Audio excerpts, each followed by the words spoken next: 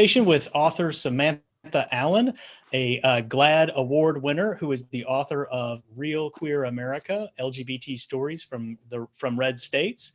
I think I may have mangled that a little bit, and a couple others, which we'll talk about here in a second.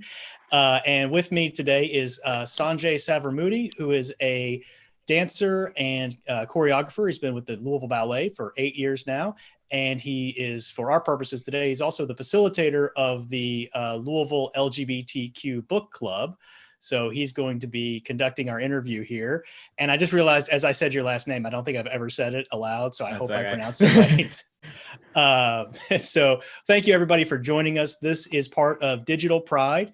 And Digital Pride is made possible with the support of Republic Bank, UAW Local 862, Norton Healthcare, Caperton Realty, Connolly Law Offices, Evo Mortgage, and the Fairness Campaign. So if you're interested in the programming we do or anything else, you can check us out at louisvillepride.com. We're on Facebook and Twitter and other sites known to people. So with that, I am going to hop off of here and let you all talk about books and stuff. Well, once again, thank you, Samantha, for joining us. For those of you who don't know, in our LGBTQ book club, which usually meets the first Wednesday of every month. In February, we read Samantha's book and had such a riveting discussion about what it is to be queer, especially in Kentucky, and Samantha does a brilliant job, and we'll discuss this, of like sort of breaking down queer identity and how that changes in different communities. Before we kind of get into the book, I just wanted to ask, like, how are you doing in quarantine? Like, how does this affect kind of your profession or writing or process or anything like that? I'm doing okay. I think at the start of this, I thought, wow, several months indoors, I'm going to write another book. I'm going to thrive. I'm going to be so productive. And like a lot of us, I think I discovered that I very quickly hit a brick wall where, because you can't really picture easily what things look like after this, it's hard to be productive in the moment.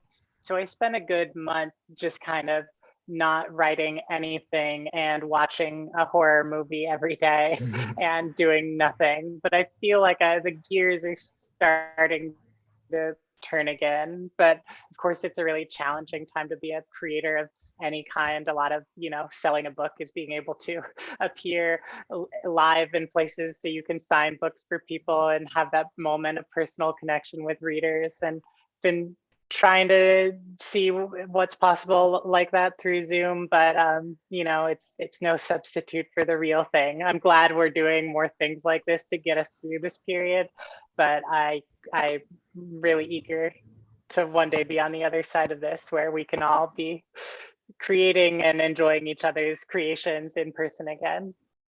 Right, I totally feel that. I feel like all creative motivation seems to have come to a standstill for a bit. And just because you just don't know where anything's going. Yeah, well, you're a dancer, right? Yeah, so, yeah. So also stuck inside, that makes it very difficult. Yeah. What originally got you interested in writing? How did that develop as sort of your modality for expression, I'll say? Oh, I like how deep we're starting right off the bat. Wow. I think I was always very like verbal as a child, just like really interested in consuming and churning out words. In elementary school, I would write these like silly poems and like distribute them to my classmates. I was like already trying to be like an author in the first grade, like, distributing my zines or whatever, which were just like, I don't know, silly rhyming couplets or that kind of thing. But gosh, so it's hard for me to identify a route to it, so much as to say that it started early, and I've always been looking for excuses to do it, whether that was through scholarship or journalism or finally writing like narrative nonfiction. To me, it's the best way that I know of to think, and it's conveniently a way that someone else can pick it up and read and reflect and analyze how it aligns or doesn't align with their own experiences. So it's sort of like personal therapy to like write, and then it just happens to be a happy coincidence that other people sometimes enjoy reading it, I suppose. I often don't really know myself how I feel about something, or how I want to approach or process a topic until I've sat down to write it. I'm not as good at the verbal stuff as maybe you could tell from this interview. No, not at all. You're doing great. So I guess it kind of touches a little bit on my next question. Like, you kind of start off the book with how sort of you've grown up in various red states, quote unquote, red states, and how like they've sort of been instrumental like locations for sort of your, we'll say, queer life. But it really kind of starts off with that initial, like, Donald Trump was elected, which is obviously a very disappointing event. And I feel for most queer people, it would almost be kind of like crazy, be like, okay, I'm going to go visit all of these states that sort of voted for him. How did you see like that this was sort of the story that you wanted to tell, and especially in book form as opposed to like article form? I know you've like written a ton for the Daily Beast and on various topics.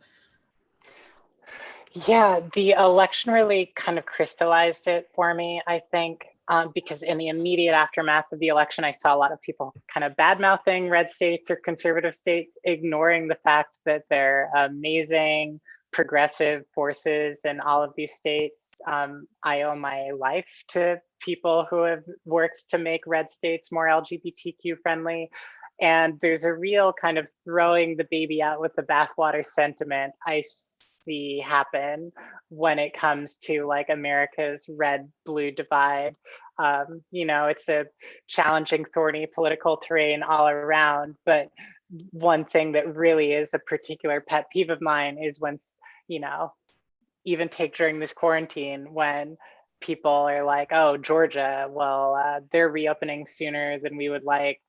Georgia, let's throw it all out. We hate Georgia, ignoring the fact that Georgia, like any place in this country, is politically diverse, rich, culturally interesting, has value and meaning and purpose and human lives. So for me, it kind of was born out of that moment. It was something that was kind of bubbling up inside me for a while, like just having this really intimate experience coming out as transgender in Georgia, meeting my wife in Indiana, living in Florida, starting to explore my gender more in Utah way back in the day. Like, I had all these experiences, and then suddenly I was seeing people like badmouth all of these states and places. And I was also seeing, sorry, I'm droning on a little bit, but I was also seeing a lot of fellow journalists kind of for the first time leaving the coasts to go do reporting in the middle of the country, interviewing lots of people to be like, well, let's figure out how Trump happened. Let's talk to Trump voters, that kind of thing. And I wanted to be like, there's more than just Trump voters in the middle of the country. I'm going to go to the middle of the country where I've lived for quite some time at the time of writing the book, and I'm going to show you a different side to these places. So it was very much kind of like trying to zig where other people were zagging, I guess. No, that's true. I feel like when I ever moved, I'm not originally from Kentucky, and I moved here about 8 years ago, and I feel everyone had that same reaction because I was living in California at the time. I was like, you're going to move where?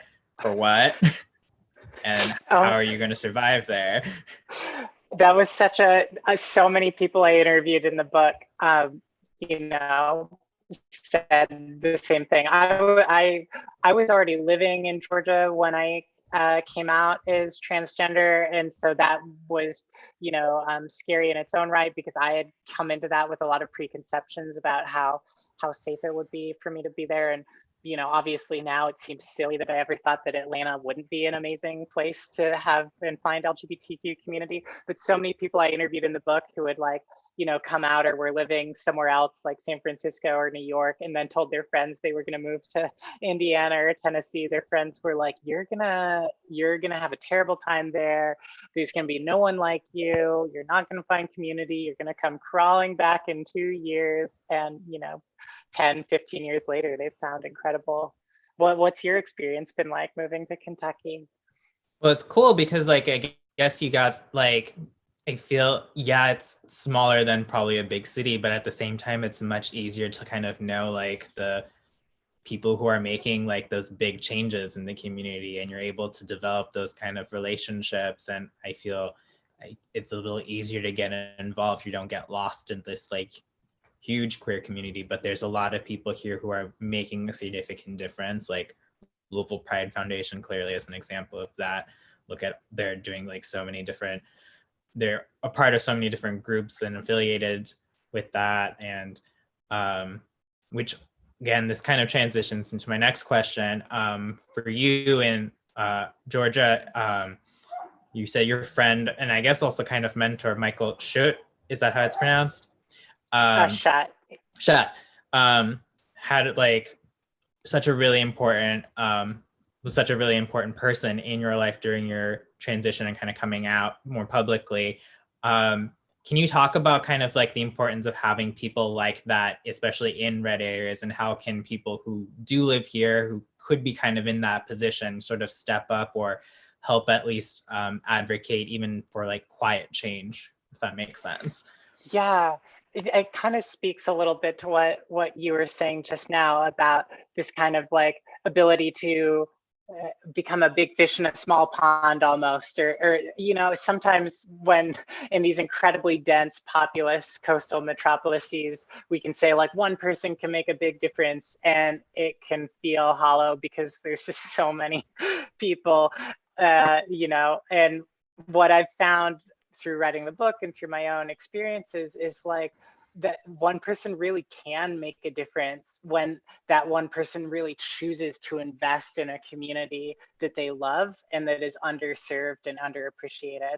And that's what you find over and over again as a recurring motif in these stories about LGBT life in red states, is one person can be like, our town doesn't have a gay bar, I should make a gay bar. Or our town doesn't have a queer book club, I should make that. And then 2 years later, it has 150 members or something like that.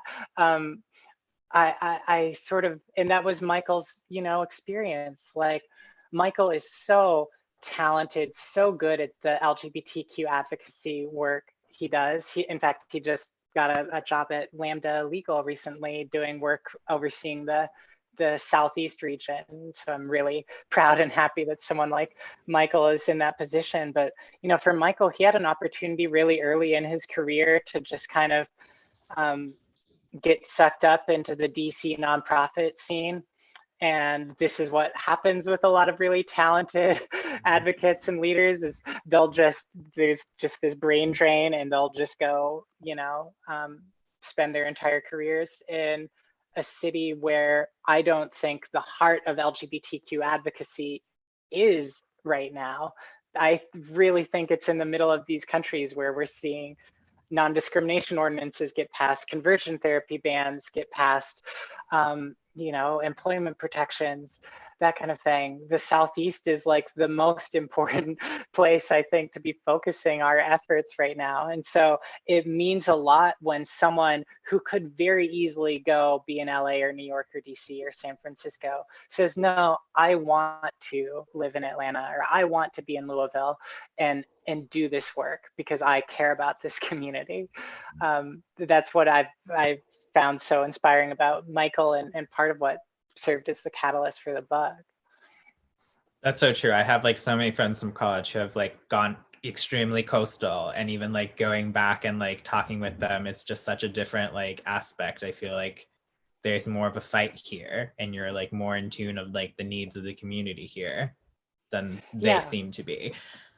Yeah, I mean, there's fight everywhere. I don't want to totally diminish the important, advocacy and lobbying work that goes on in DC, but like they're different flavors. And for me, Mhm. like I've always preferred the feeling and flavor of that kind of queer red state solidarity, where we all kind of know what we're up against and we're working together to change it. Talking about that change, one of the next chapters in that book is talking about Emmett trying to sort of keep their lives in the Mormon church and still sort of kind of push it and change it from within. Have you found like through these stories, there's sort of not necessarily a template or formula, but a way that queer people have been able to kind of accomplish those small little bits of changes in a system that's like can seem really conservative or harsh to queer people? Mm.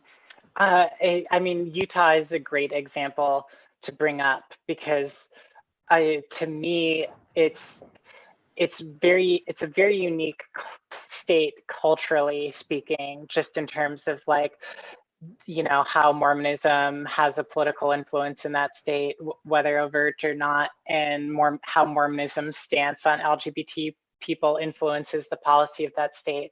But what I've loved about watching the progress in Utah is the way in which they have been able to like chip away at what might look to outsiders like an incredibly hostile LGBTQ climate, in which can feel like that climate to a lot of, you know, homeless LGBT youth, but they've been able to like chip away and get little gains bit by bit. And one thing that's happened since writing the book is Equality Utah has gotten a conversion therapy ban enacted, I think through a procedural rule change so far, with legislation hopefully to follow. I'm still tracking the situation, but that's huge to get something like that done in Utah. And it's proof, I think, that it takes kind of all of us doing what we can. I think sometimes in our community, we can get a little too split up between people who want to work within systems and people who want to disrupt them altogether. And I think they're legitimate, you know, crossroads where those things really can be irreconcilable. But I think more often than not, you know, let the people who want to chip away at a ideological system like Mormonism from within do that. Let the people who want to be fiery outsiders do that, and eventually we're all going to get where we're going, so long as everybody is doing what they feel comfortable doing politically and fighting for the full humanity and equality of LGBTQ people. True. For those of you who are joining us just now, I'm interviewing Samantha Allen, who is the author of Real Queer America. Her book sort of takes a look at queer life across many different quote unquote red states, and looking at LGBT communities and how they're sort of changing the political landscape from within, and also what it means to be queer in those areas. So moving on to your time in Texas, obviously there were a lot of political fights happening there. I love sort of that anecdote about how you're able to, like, not you, but like one of the people you interviewed was able to actually have conversations with like those conservative lawmakers, have that sort of genuine interaction, and then sort of be kind of like, well, I didn't really change them. From, I don't know, through, again, more talking, what is the best way of sort of like kind of working with those Republicans and sort of pushing those fights even there? Especially where gosh. like those fights really matter. Yeah, gosh, I don't know that I've got great advice about how to do that kind of political lobbying. Suffice it to say that, like, you know, what I hear from a lot of people who do that is that a lot of more conservative state legislators' hearts might be in the right place, but they feel held back by who is donating to their campaigns, or what, you know, anti-LGBT advocacy groups might be, the influence they have over their political party, or, you know, that kind of thing. So it's a frustrating thing where it can feel like you're talking to a brick wall, where even if you feel like you're making a genuine human connection with a politician or the legislator, you know that at the end of the day, they're tied, whether by, cowardice or political donations to a certain position. So that's frustrating to watch, but I think there are genuine moments where people do have changes of heart, and I think that's slow and gradual, and that's part of what makes this work so frustrating, is we can at once have these gains that feel so amazing and groundbreaking, like the nationwide legalization of same-sex marriage in 2015. That can feel like this huge, like, nationwide bellwether moment. But then when it comes to like same-sex adoption, or like recognizing the humanity and rights of transgender people, it's just this like, gosh, grueling uphill battle where you've just got to keep showing up and persistently saying, I'm human, I deserve rights, I'm human, I deserve rights. And, I think often what it takes is for the issue to become personal to people in power. And what gives me hope is that so many in Generation Z and below are coming out at younger ages, which means grandparents are, having to deal with LGBTQ grandchildren. Parents are having to deal and understand and grow to love their LGBT children earlier in that relationship. And I think the more that happens, the more the political tides will shift. And I hope we'll see it in our lifetime. I'm hopeful that we will. Well, yeah, because it's so frustrating, because obviously even like the anti-LGBT like political agenda is just randomly sort of like picking these topics like trans like bathroom bans. Like it's sort of like this weird way of attacking trans people, and where it almost seems like for us it's kind of like, why can't we be like skipping ahead to like fighting more for like other trans rights issues? It seems like, oh, we have to deal with a stupid bathroom bill, which seems like so like minute to like the other big problems like the trans community is facing politically. Yeah. And it's telling that the goalposts keep moving. For instance, like, 10 years ago, support for same-sex marriage, I don't believe was the majority position in this country. And now it's non-controversial. You're not going to see a Republican presidential candidate run strongly on overturning same-sex marriage. It's just not going to happen. I think, in the Texas chapter, it was about Texas trying to pass a bathroom bill that, of course, failed spectacularly. I don't think you're going to see a state try to pass another bathroom bill. I could be proven wrong, but the goalposts keep on shifting. Now it's about attacking, trans young adults in school in other ways, like through athletics policies or that kind of thing.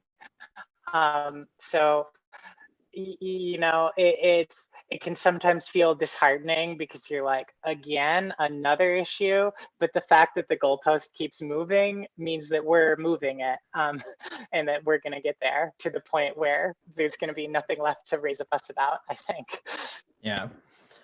Something that I really resonated with is how you sort of expanded the definition of what it means to be queer beyond just like gender and sexuality. It's like so much more beyond who we love or who we make love to or how we express our gender. It's there's other facets of our community that make us who we are and sort of how we live, and that kind of even like unite us as a community, and something you really don't see too much in mainstream media. Maybe it's starting to kind of get there a little bit, but can you talk about how you sort of crafted that definition of queer?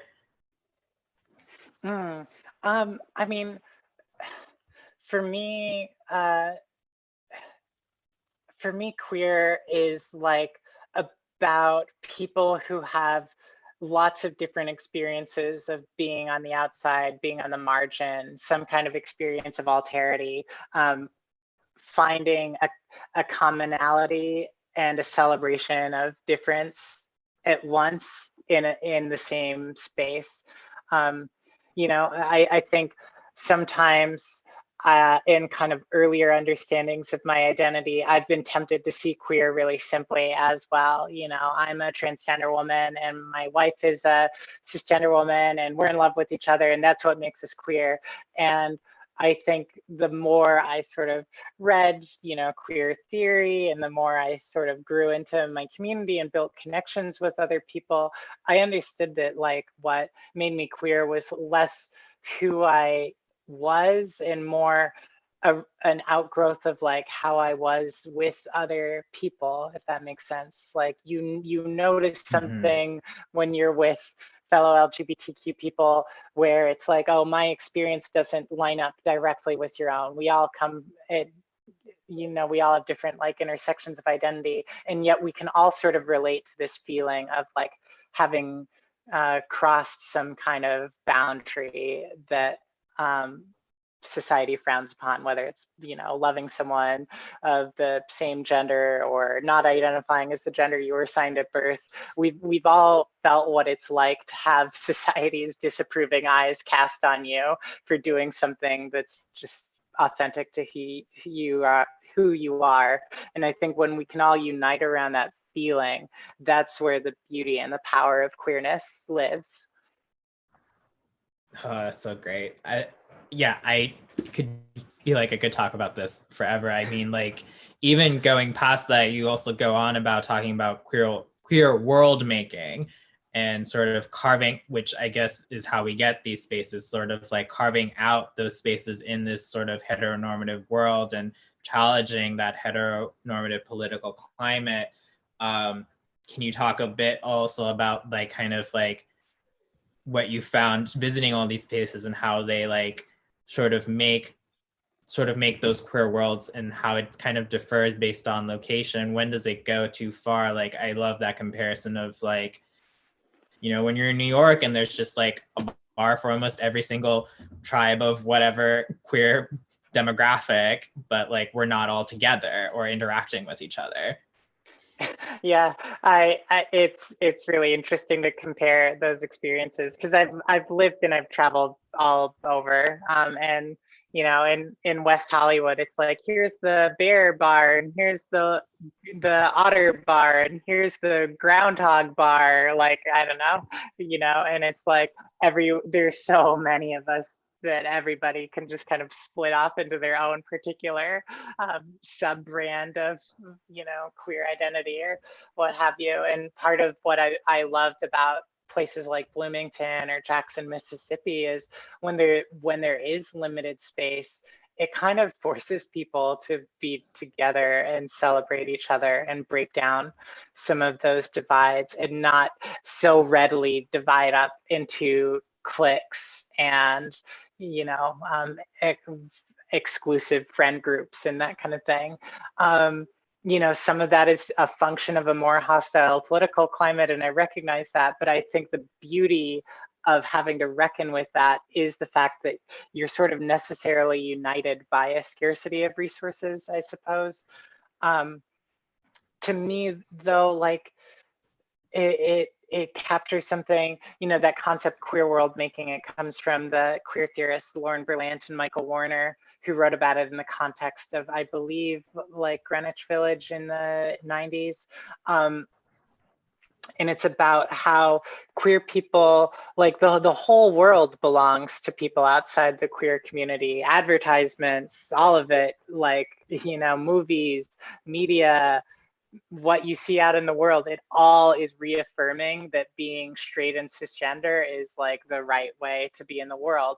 And there are really only a handful of spaces for any of us, even in a place like LA or New York, right, where we can fully feel free to be who we are.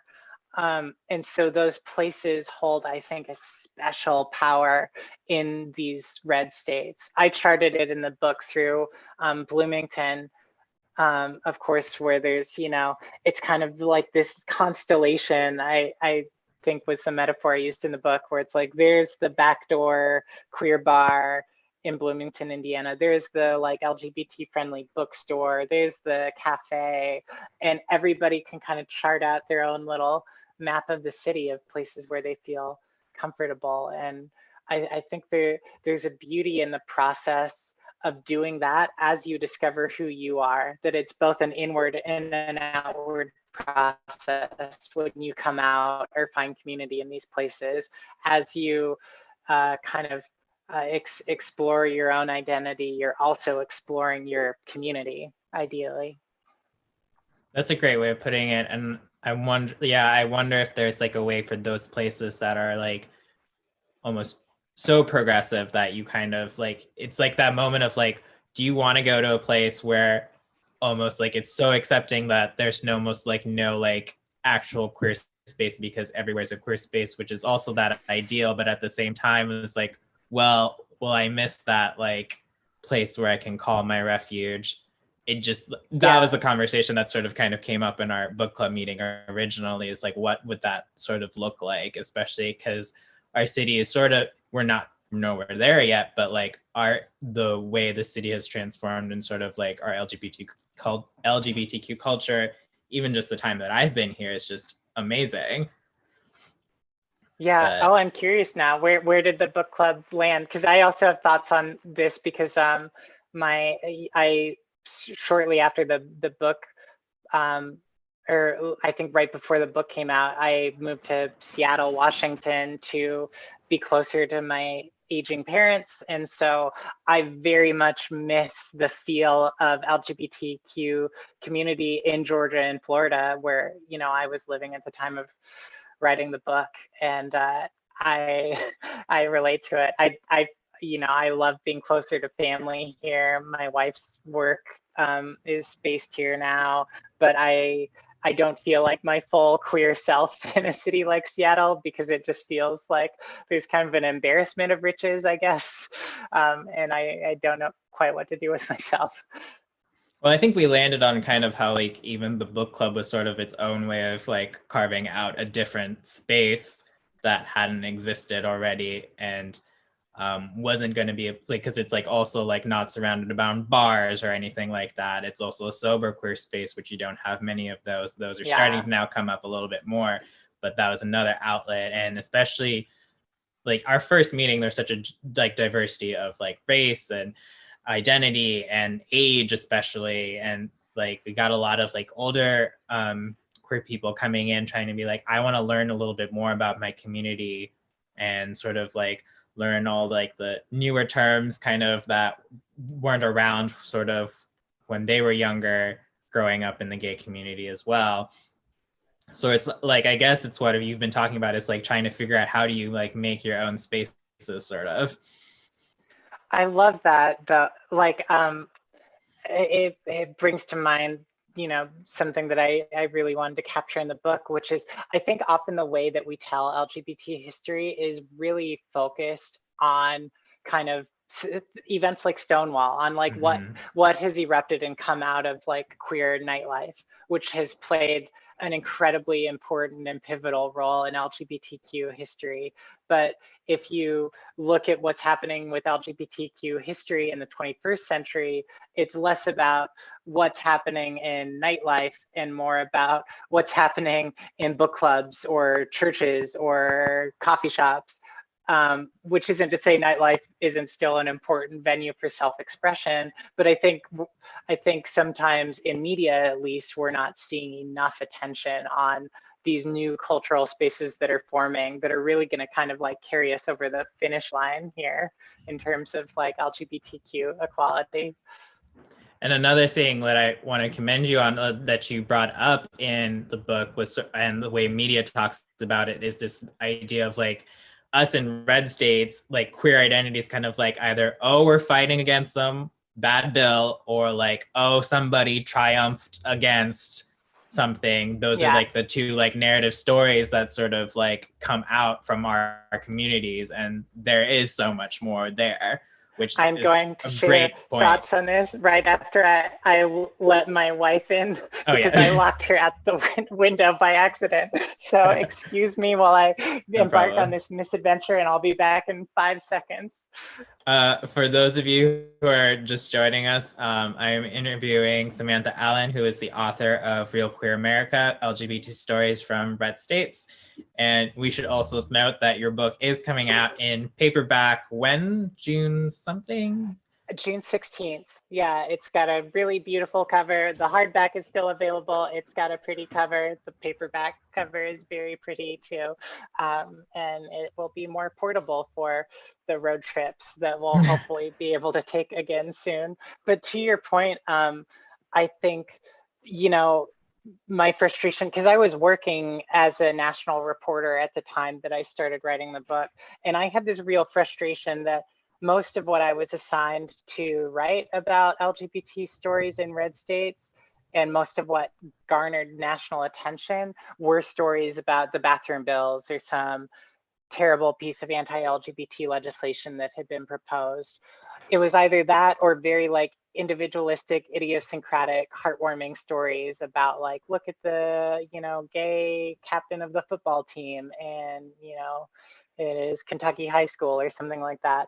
And I wasn't seeing a lot that really captured the stories of this kind of like rich social context about things like, you know, book clubs or like sober queer cafes or, you know, things that really captured what a collective community effort this was. It was all just like, look how awful Tennessee is for even considering this bill.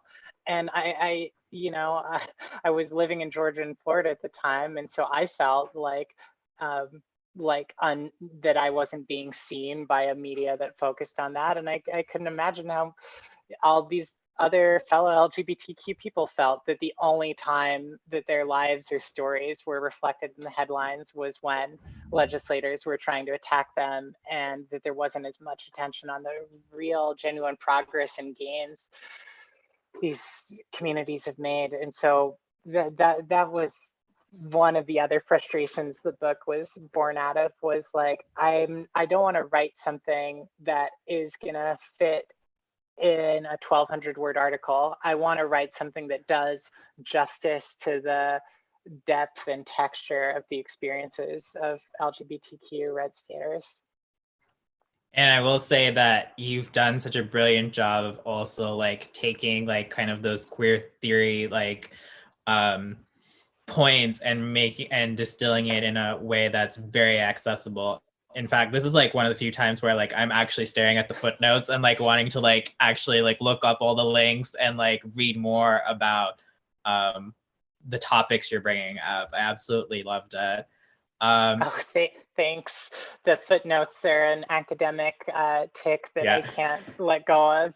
And some readers are annoyed by them, but I'm writing for the readers who are not annoyed by them, because I know they're out there. There are people like you. What was it like kind of promoting this book? I noticed like while researching for this, like your Morning Joe interview, and I was sort of, I don't know if I kind of was reading into this, but I wasn't sure if they were trying to like paint you into the narrative. Like, are you just trying to say that everything's a-okay sort of in like these red states for LGBT people? Like, how do you like sort of kind of argue against that, like saying like, yes, we're here, things are like not awful here, but also be like, there are like real problems that are also like we're fighting for in these communities?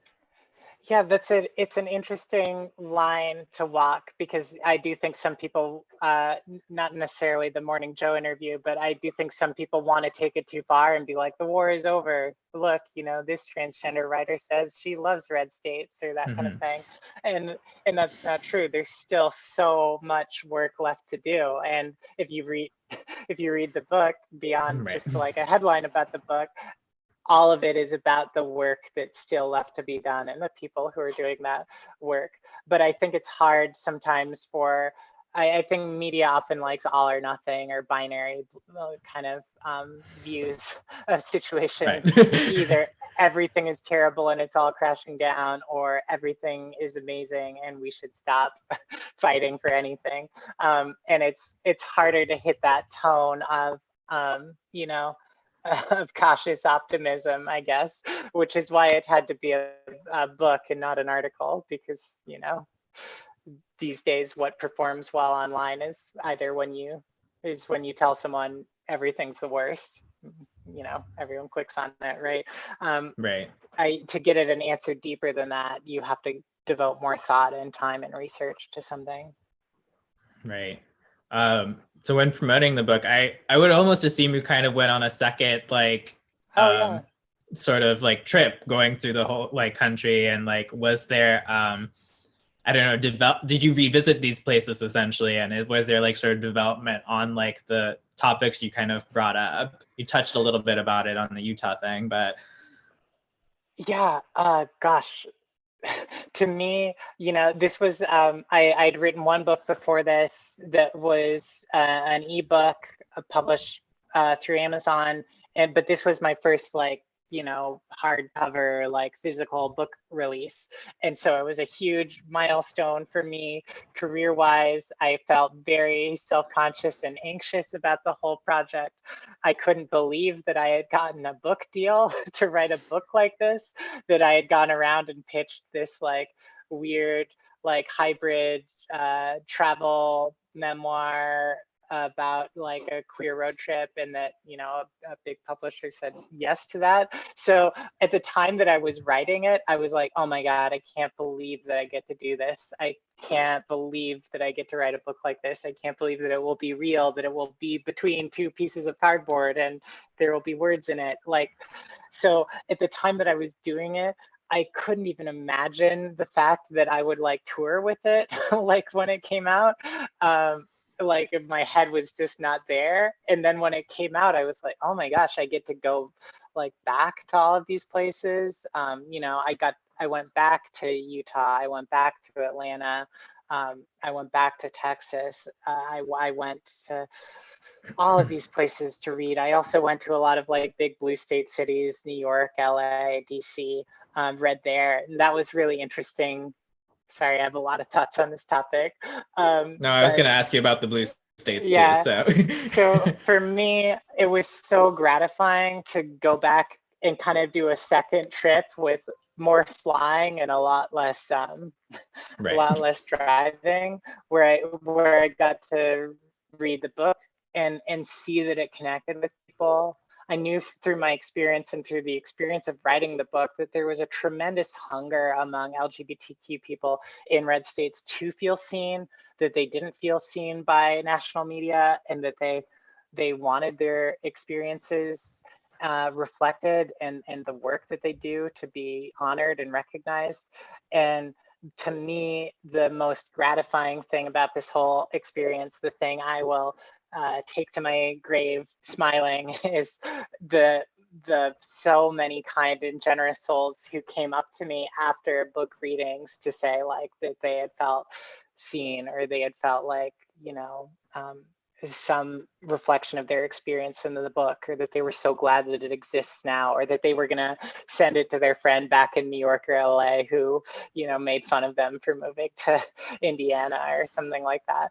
That means the absolute world to me. And that was an interesting contrast with sometimes reading it in larger blue state cities, where I think a lot of people are grappling with what I'm now grappling with, which is like, what do I do? Like, how do I feel useful here?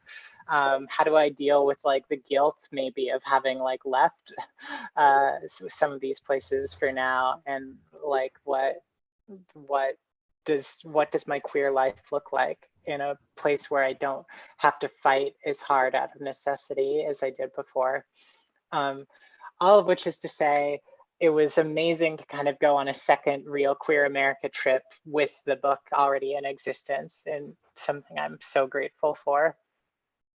Yeah, I'm trying to find ways to like get this in the hands of like those people like in those blue states, and being like, please, like now you can understand kind of where I'm coming from a little bit. I'm getting married like in a few weeks, and like a few of my friends would have been coming here for like the first time, and I was hoping like they could have seen that. That'll be moved to next year for them coming to see it, but still like that idea of like trying to have them get a grasp of like, this is what life is like, and it's so fulfilling at the same time, but like this is how it's different from kind of what you've experienced. Yeah, that's so special. I love that. I love that you're going to do that with, friends who haven't been to Kentucky before for your wedding. Like, to me, that's one of the purest joys that there is, and one that I've been the beneficiary of, and one that I wanted the book to kind of replicate on a wider scale, was the feeling of when a friend takes you around a place you've never been before and is like, here's my favorite place to eat, here's my favorite place to hang out during the day, here's my favorite place to go on a Friday night. I had wonderful friends who did that with me with Johnson City, Tennessee, where the first time I went there, it was still relatively early in my gender transition. And I was still a little wary to, like, I was living in Atlanta and I had already gotten acclimated to Atlanta. And I was like, I'm going to visit my friends in a place I've never met before in, like, the heart of the Bible Belt. How's this going to go? And then, they just took me around Johnson City, Tennessee, and showed me the queer world of Johnson City, Tennessee. They showed me a place where people like me can feel comfortable and happy. And I just, like, absolutely fell in love with it. And I love that feeling of of riding in the passenger seat of someone's car as they point out local landmarks or take you to someplace new. Yeah, like I now kind of am really intrigued by this idea of the Club Wanderlust that you describe in Jackson, Mississippi, and what does that like club look like, and where like everywhere like basically all queer nightlife or queer life is kind of there. Do I have that correct, in which city that's in? Yeah, that's in Yeah, Jackson. yeah. Yeah, It seems like such an interesting place, like where it's like everyone, like all like different factions of the community kind of are like all like congregating there. there's just, like, such an intimacy and a warmth to those kinds of spaces that's hard to translate into text. I did my Right. best, but it's worlds apart from the kind of experience I have hanging out with friends in LA or something like that. It's just like you walk into a space like the Backdoor Bar in Bloomington or Wonderlust in Jackson, Mississippi, and just the intensity of the feeling is so just, like, palpable to you. It's just, yeah, there's a kind of magic to those spaces, I think. Yeah. Well, my last question um before we wrap up was, do you have any book recommendations? They don't have to be sort of any like they don't have to be by LGBTQ authors or anything like that, but sort of any either books that have shaped you as a writer or just like your just favorites that you would just like to recommend to people, like. Mm. Um, Gosh, yeah, a book that I cite as an influence on this. I grew up reading tons of science fiction. A book that I often cite as an influence on Real Queer America, which is a terrible book to cite because it's one of the greatest books of all time. And so, of course, your own book won't compare nearly as favorably to it. But it's Ursula Le Guin's The Left Hand of Darkness, a sci-fi book about an emissary from a federation of planets who goes to a planet where all the people are essentially, like, have a fluid gender on this planet, and it's about kind of the process of cultural exchange as they go over as two characters take a like journey by ice sled over this frozen planet. So it's another great fictional kind of road trip book about learning to understand and appreciate difference as you travel. And I think those two things go really well together, that there's a physical journey that matches the journey of discovery and understanding. I just read Pass with Care. It's a collection of memoirs by Cooper Lee Bombardier. He's a transgender author and artist living in Nova Scotia, and I found those memoirs really stirring. I think his book comes out in June as well. Yeah, those are two that leap to mind. Maybe one influence and one current read. Awesome. Thank you so much for doing this. I can't tell you, for me personally, I've like enjoyed sort of like the conversations that have come from this book. Like it has also helped me creatively in this time. Like it is inspiring like art that I kind of want to make around like these conversations of like deeper meanings behind queer, especially like in red state communities and more rural communities. Thank you so much for talking with us about this. For those of you who are interested in this book club, our next book is Queer Black Hoe by Brittany Blackrose Capri, which we'll be discussing on the first Wednesday of June. I think that's June 3rd. But again, thank you so much, Samantha Allen, for joining us. Thank you so much for having me on. I mean, it's surreal to me that a book club would be reading something I've written. I'm not inured to that yet. It's just like, I'm tremendously grateful that a book club in Louisville, Kentucky would pick up the book and that it inspired such interesting and provocative discussions. That means a lot and to where me. can we follow you or like keep up with your life and your writing? Oh, sure. I'm SLA Writes, WRITES on Twitter. I have a Facebook page. You look at Samantha Allen, I'll be there. And yeah, I should have another book coming out later this year. We'll see how the coronavirus affects everything. But yeah, follow me. And the paperback of Real Queer America comes out June 16th. Awesome. Thank you so much, Samantha. Thank you.